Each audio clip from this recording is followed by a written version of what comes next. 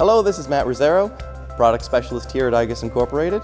We're going to take a look at some of your frequently asked questions involving limit switches and ZLW actuators.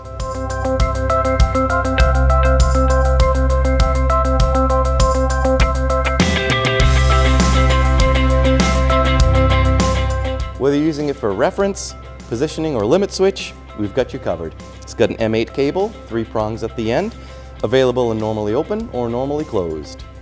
We have 3 meter, 5 meter, and 10 meter connecting cables as well. When you attach these to the end, you're going to be losing about 20 to 30 millimeters of stroke on whichever side it's attached to. So take that into consideration when you're configuring your actuator. So when you first receive your proximity switch, it's going to look something like this. 2 screws, a bracket, and the switch itself.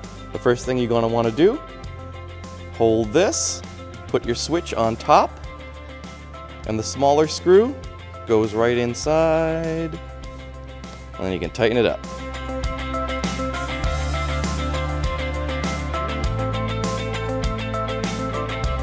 The next thing you'll notice is on the side of your actuator there are slot nuts.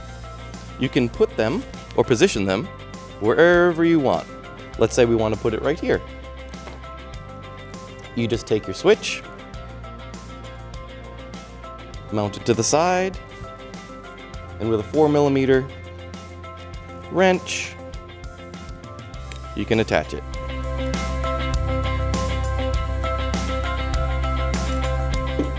And there you go. If you have any other questions involving our limit switches, you can click the link below in the description, or you can give one of us a call over here in the drylin team. Thank you.